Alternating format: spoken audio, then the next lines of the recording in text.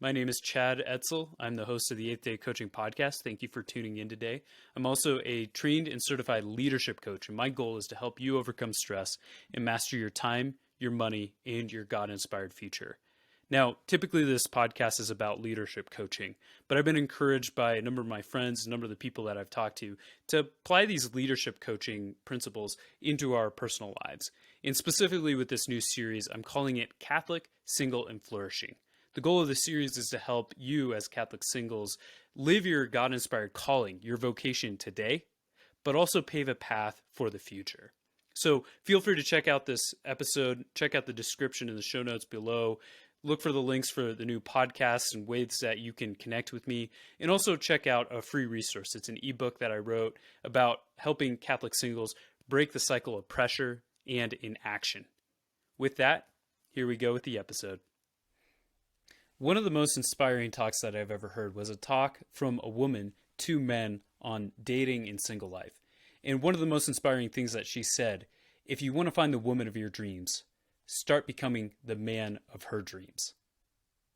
Now, I remember at that time, I was filled just with this sense of a passion and purpose of like, yeah, let's go. I want to be that man who wins over a woman's heart in that way.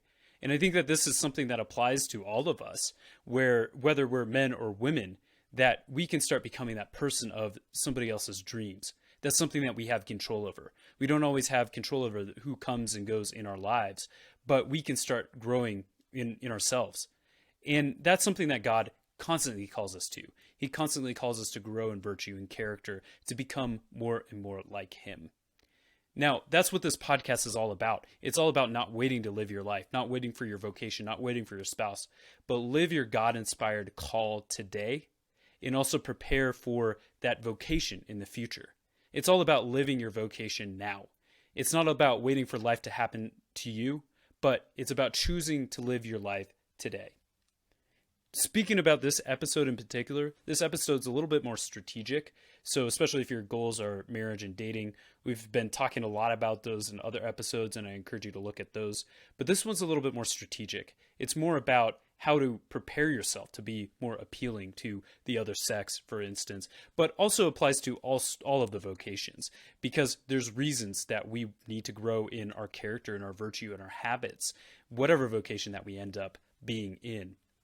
And I think I'm going to use marriage a lot and talk about dating just because conceptually it helps us understand just these sorts of concepts. And in addition to, as I mentioned before, a lot of the research that I did, that's where a lot of people's minds are. And that's why I'm going to use that as an example. But I'm also going to be talking about how this can apply to other vocations as well. Getting into dating specifically and using that as an example here. In dating, we're always looking for a quality person. And socioeconomics might call it like a dating market. I don't want to get too technical here, but I think that helps us understand what's going on here. Kind of like a job market. If you think about quality organizations, they're looking for quality employees. And quality prospective employees are looking for quality organizations. That's how organizations work.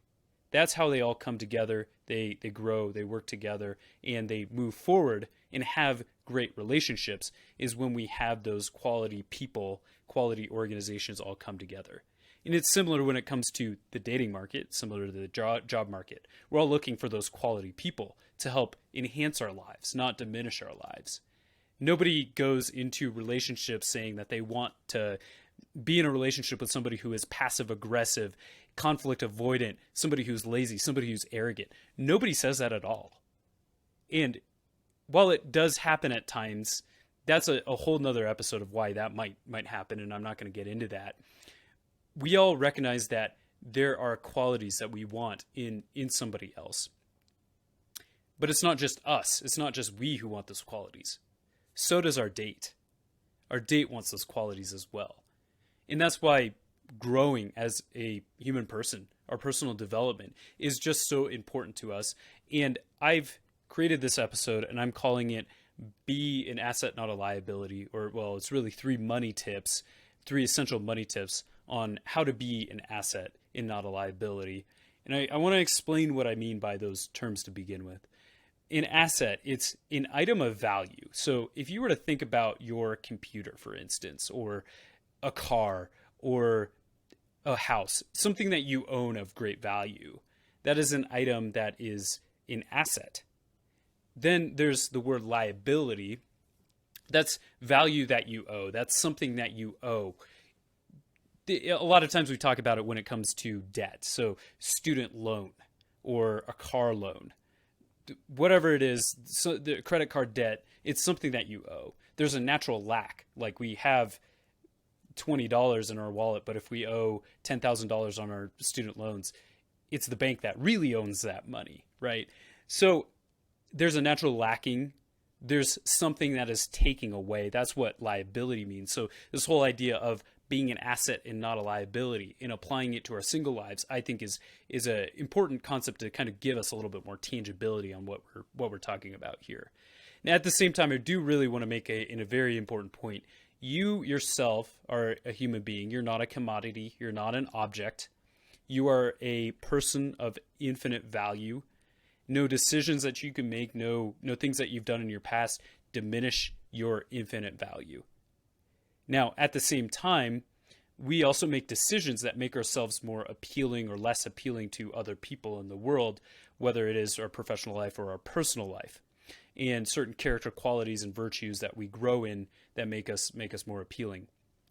So I do want to mention that as a certain point. It's not about you and your value as a person, but it's about really how you might come across.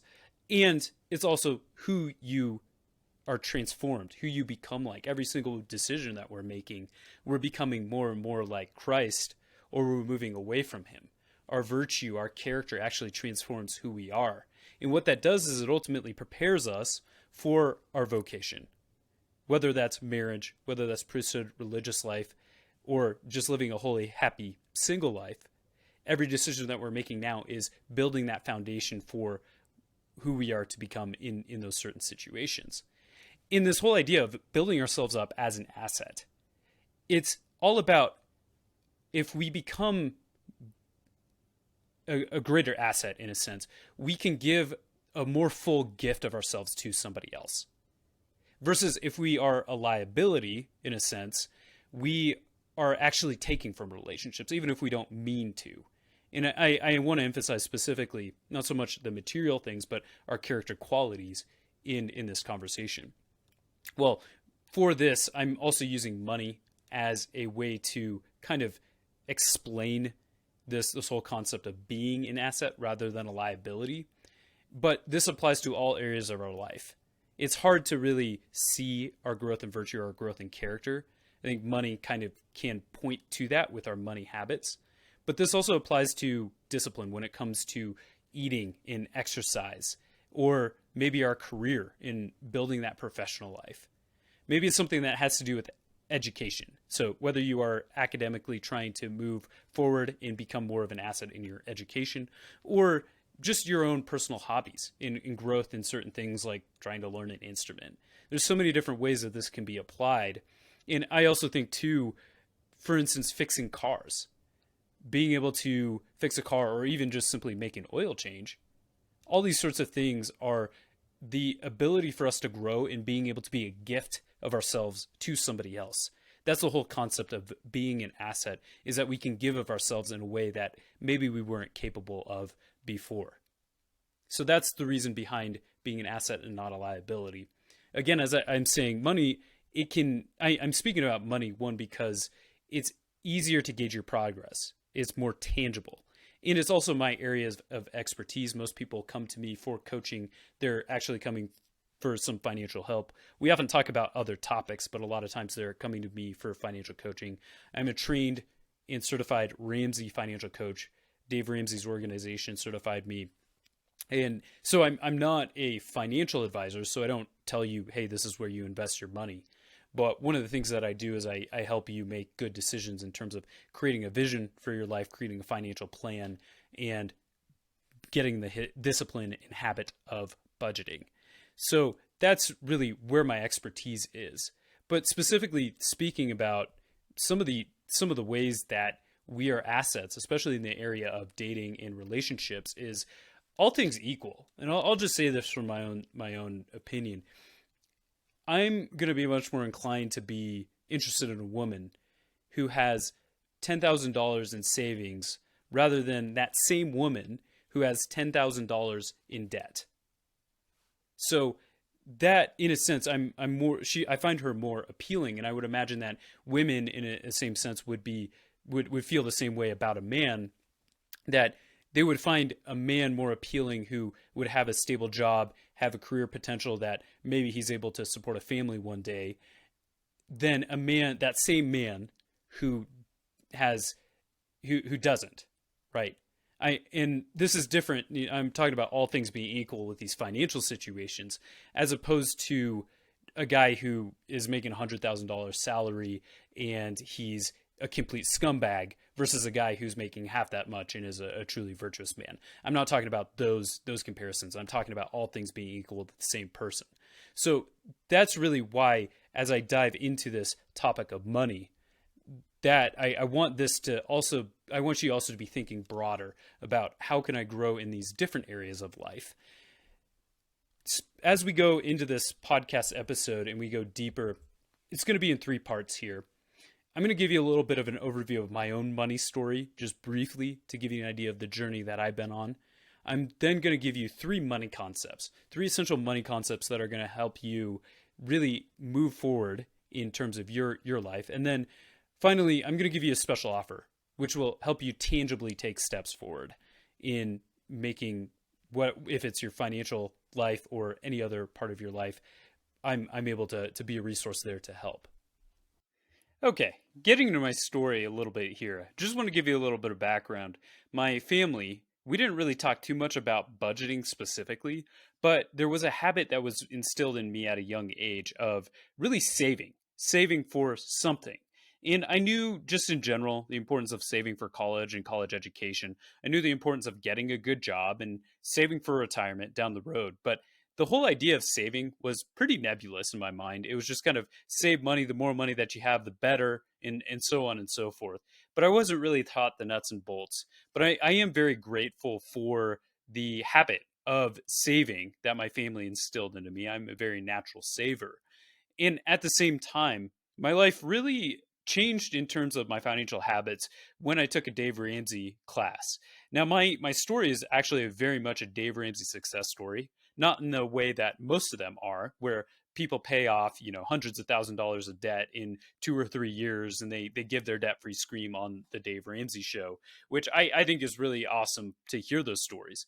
But my story comes from a different angle. And it was one where really the content of Dave Ramsey's courses really saved me from falling into the pit of debt.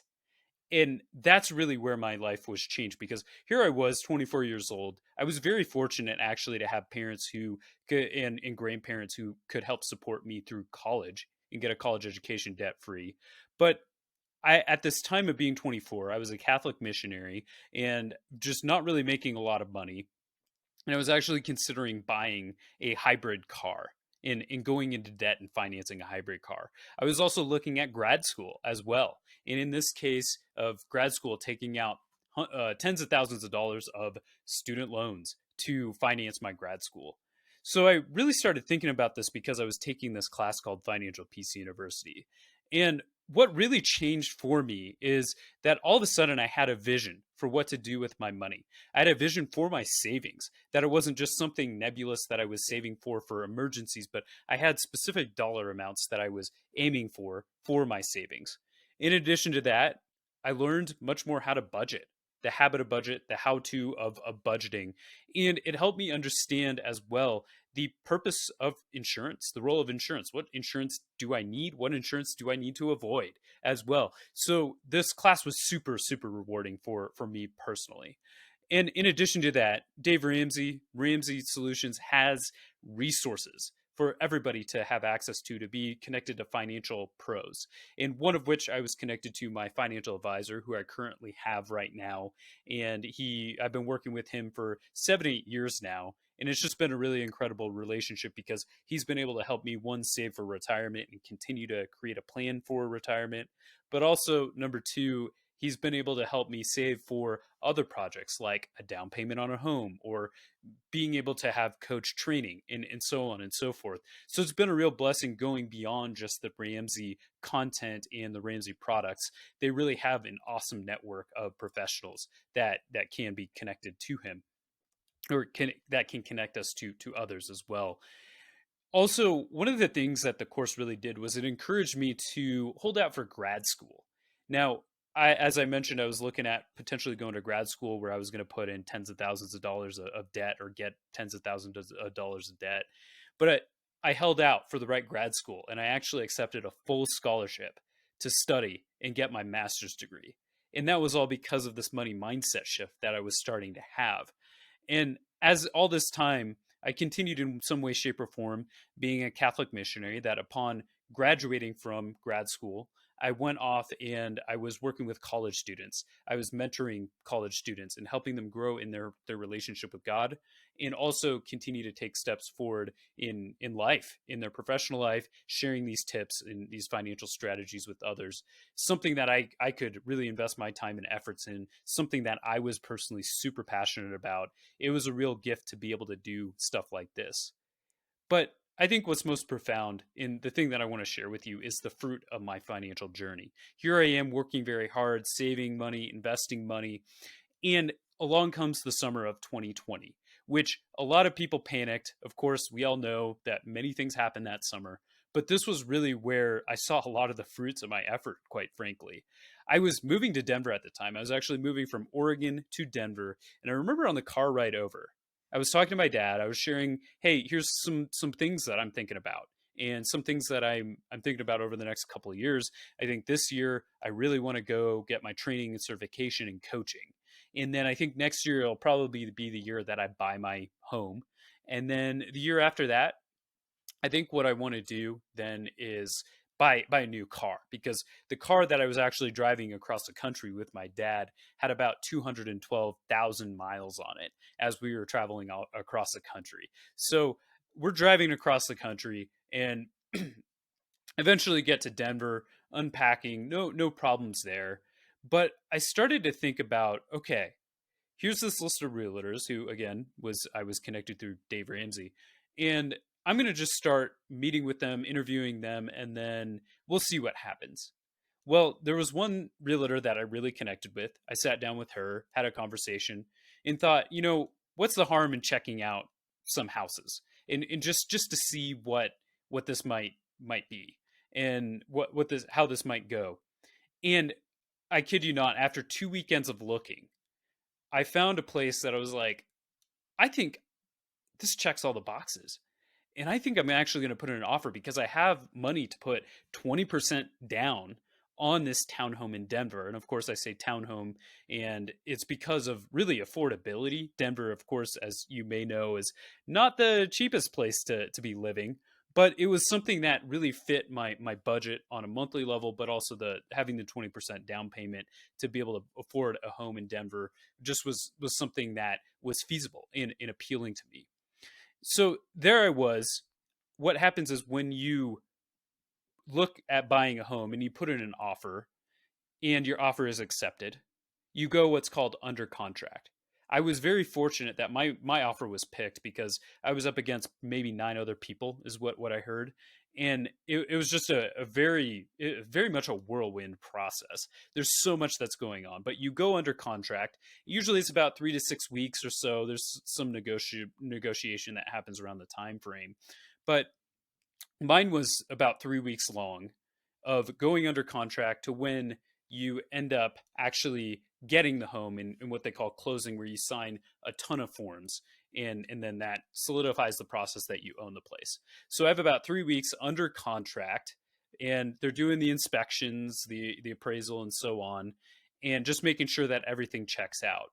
Fortunately, that process for the most part was checking out very smoothly.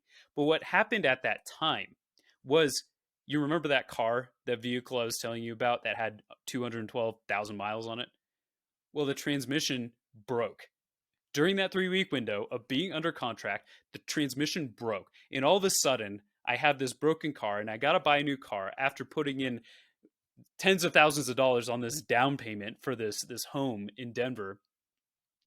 And I'm thinking, all right, $10,000. I gotta come up with $10,000 for this car. But at this time, I had the money to do it. And this is what financial peace is. You're making a lifetime investment, but at the same time being able to weather a storm of a 10 grand type of emergency. So the car that I had, it was not feasible to repair it. It was over 4 grand to repair, and they weren't sure that it was actually going to fix the issue. So there I was, spending the most money that I've ever spent in like a 3 week period, or probably may ever spend until I buy my next house.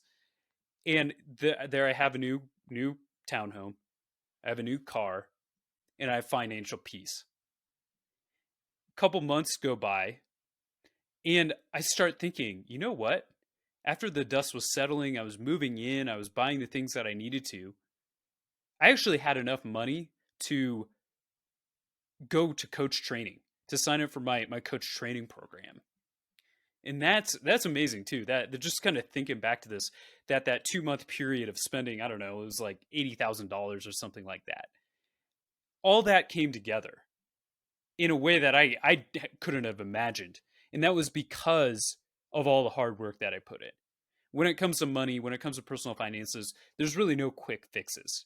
Sometimes people may luck into certain situations, but in all honesty, a lot of that was hard work. A lot of that was focusing time and attention into setting myself up for that summer of 2020 to really make great financial moves. But it was because I had been preparing, because I had been hard at work. And as I think back to this was 5.5 years of saving and investing money. And at the time, I was a missionary. I wasn't making a ton of money. And I was also going to grad school full time for a couple of years of it. So it wasn't like I had this insane income that allowed me to all of a sudden just make this summer work. But it was patience, it was hard work, it was being smart with my money and investing. And that's what really made the difference. And here's the truth, you can do it too. Now, there are certain circumstances that make things a little bit more difficult, but I want to encourage you, whatever your situation is right now, you can make progress. You can improve your situation.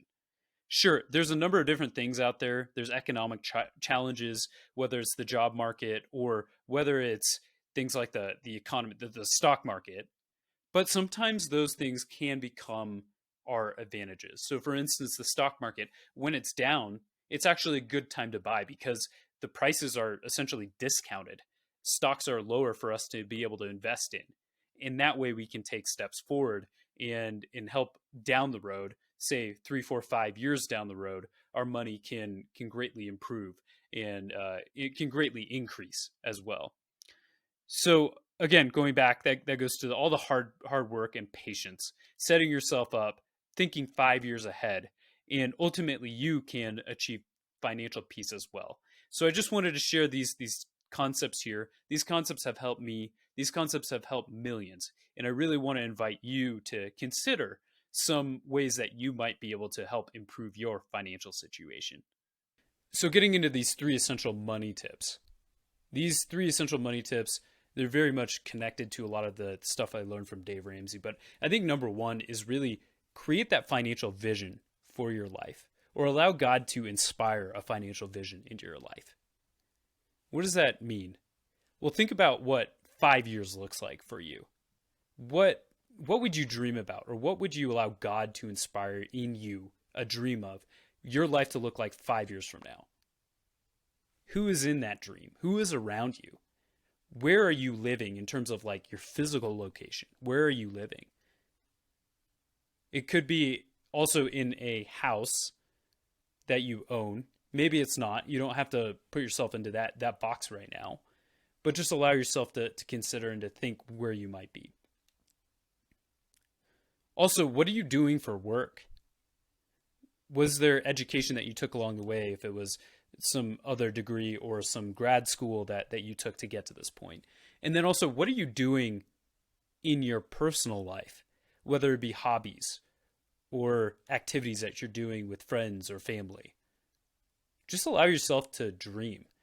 And the more crystal clear the picture, the stronger it can be to motivate us to move us forward, to know what we are trying to work towards. But at the same time, don't let that be something that holds you back if you don't have that crystal clear picture. The thing is that I found, especially as a coach, is that sometimes people are afraid to dream. So I want to encourage you to not be afraid to dream. I find that a number of people are afraid to dream because they're afraid that it won't work out. That if this crystal clear 5-year picture doesn't happen, then I'm a failure. Sometimes I hear that. But don't let that hold you back, because you're not a failure if that doesn't work out.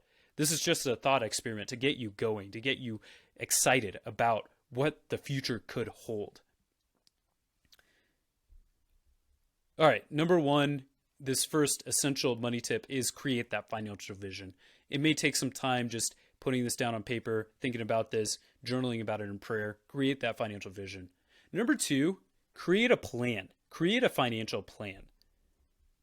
There's oftentimes this vague rule that we've accepted about money, which is you should save money. And that is important to save money, especially for emergencies.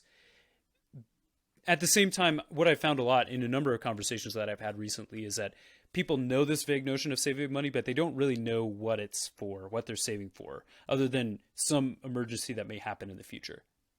Well, that's where I think the 7 baby steps from Dave Ramsey is very helpful, because it gives us a concrete picture of how to use our money. So say, for instance, you have $20,000, but you have like $10,000 in student loans. Or if you have those, what Dave Ramsey teaches us first, what you want to do is a $1,000 emergency fund. Have that in your bank. All right, that's pretty easy if we have $20,000 already in our savings account. But then pay off all debts. All right, if you were to have $10,000, he'd say pay it off right away. Don't worry about having $20,000 in your bank account. Maybe you have, I don't know, $7,000 in a car loan. He would say pay that off as well. And then maybe you have another $3,000 in credit card debt. Whatever it is, pay that off. So basically you would end up with about $1,000 left of debt that you would have to pay. You have $1,000 in your emergency fund. I hope I did the math right there. Somebody can correct me in the comments if they want. But that $20,000 goes to fund $1,000 of that emergency fund, pay off basically all the debt. There's probably $1,000 left. And then over the next course of the next few months, you're paying off the rest of that debt. So that's baby step 2, is pay off the debt. So baby step 1 is the emergency fund, $1,000, start an emergency fund. Number 2 is pay off all debts except for your home. Number 3 would be fill up that emergency fund 3 to 6 months of living expenses. If you're single and you don't own a home, you can probably err on the side of 3 months. It's all ultimately about what you really feel like is going to be helpful for you to thrive. It's something where 12 months of living expenses is probably too much. You can utilize that money, whether it's paying off debt or investing in the future. The fourth step is 15% going into retirement. So it's once you do the first 3 steps and you have that fully funded emergency fund, you start putting 50% of your income into retirement. This is also an area where sometimes people will start doing that, then they'll pause it. If they're trying to save for a down payment on a home, then they start using that money that they were putting towards retirement to save for a down payment on a home. So I'm just giving you this overview here. I'm not going to get too far into these baby steps, but this is that whole idea of building a financial plan for your future. If you have a vision of where to go, which was the first step that I said, the first essential tip that I gave you, you have a target to go after. The second step is all about creating a plan to move towards that target.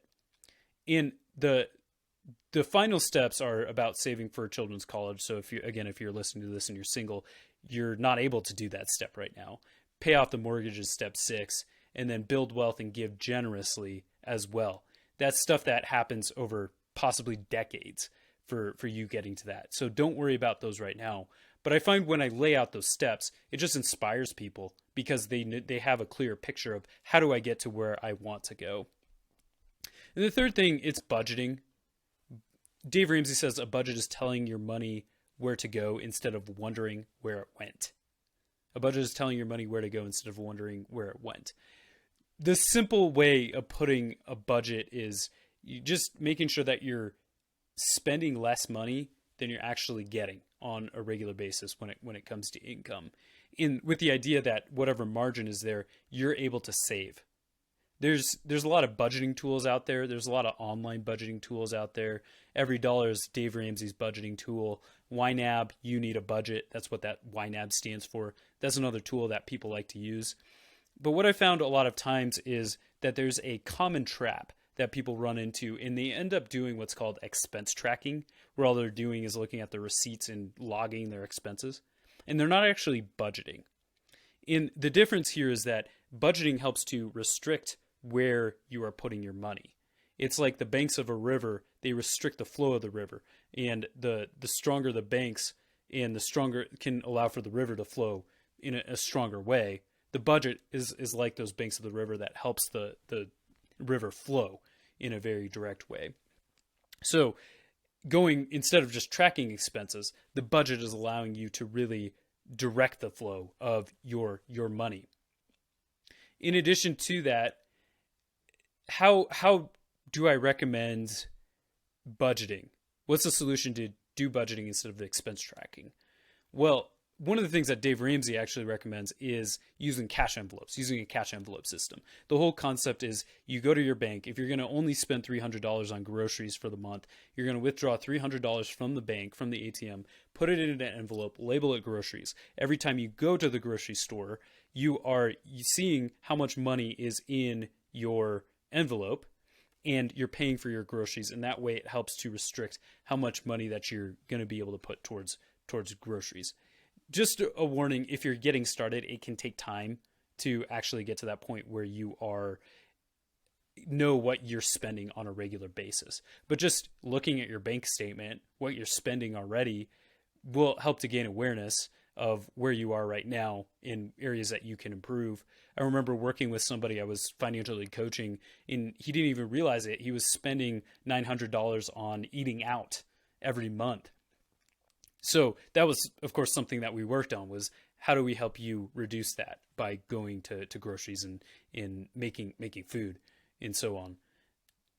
The cash envelope system, I think, is great. There's some logistical challenges. One, of course, I hate getting change. The other thing is it's not super practical in terms of if you lose the envelope, which I've heard happen to multiple people, you lose all that cash. One of the things that I recommend for you to check out, it's Cube, Qube. Cube is an awesome cash envelope system that's digital. So it's an app that you use on the phone to see what each category has. And so if you're doing $300 to groceries and $100 to restaurants in that month and so on, it allows you to track how much is going on there, how much you're spending.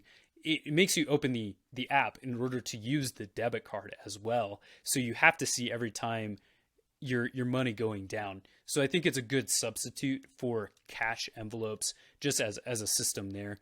It's a free resource right now, and you get a free debit card. You get 10 cubes, which are essentially 10 different cash envelopes, digitally speaking. So that is something that's really helped me. I've even upgraded to where I'm actually paying, it's like $8 a month or something less than that. It's to have unlimited cubes to be able to do budgeting like this. And I just love that tangibility aspect, especially being able to save over time for car insurance or save over time for Christmas presents. This is just has been such a lifesaver for me. And the final thing here that I'm just gonna share with you is a special offer. As I said, most people come to me, when they come to me for coaching, they're looking for help with personal finance coaching. I want to invite you and give you the special offer of a one-on-one discovery call, one-on-one coaching session. And I'm going to give you an honest assessment of where you are. This is not a sales pitch. I basically have had several conversations that were just impromptu that came up, and I'm going to help you evaluate of what is it that you really need. One of the conversations that I had, all she needed was just direction. She needed a plan. And I was like, you probably don't need coaching right now. You just need maybe more to look at a Dave Ramsey course or something. In addition to that, I also had another conversation with somebody, it happened to be that same day, and he knew about some of the Dave Ramsey concepts. He had been trying to budget for however long, And what I did was I said, hey, let's set up a free coaching session, because this is actually something where I can help with your discipline, because that seems to be the pain point for you, is really getting on a discipline budget and helping you discover what that dream God has for you. So the one-on-one session is there for you. I also am open to facilitating a Dave Ramsey class. If you were to get some friends together and we were to watch some of these lessons, and then I could help with the group coaching in particular. So feel free to reach out to me, contact me in the show notes. That's a way to take advantage of that special offer. Anyway, that's what I have for you today. Just in summary for this episode, I shared with you the importance of being an asset and not a liability. The whole idea of being an asset allows you to give of yourself more fully to other people, whether it's money and being generous, or just learning talents and being able to help people with your car skills, or entertain people with, if you know how to play a musical instrument, and growing in that. That's you growing as being an asset. It's you being appealing to people, but you also being transformed in the image and likeness of Christ as a Christian. I also shared with you my own money story. Why I am a financial coach and why I'm so passionate about this is because I've seen the transformation of my own life, in the gifts that God has given me, and the steps and the hard work that I've taken to get to where I am today. And also, I gave you those 3 money tips. Recapping those: create a financial vision for your life, number 1. Number 2, create a financial plan to get to that financial vision. And then 3rd and finally is just learning how to budget. Learn how to budget, and I gave you a couple of practical tips there. And finally, I did give you that special offer. Feel free to reach out to me to set up your discovery call, your free coaching session, and we can talk, and I can tell you what might be helpful for you as you continue your journey forward. Anyway, with that, I want to encourage you in this episode to be an asset. And as always, live inspired, live God inspired. Thank you for watching this episode of the 8th Day Coaching Podcast. Be sure to like and subscribe on this YouTube channel, and check the description down below for any free offerings that I have, like my ebook on breaking the cycle of pressure in inaction for Catholic singles. Also, feel free to check out our other offerings at 8thdaycoaching.com.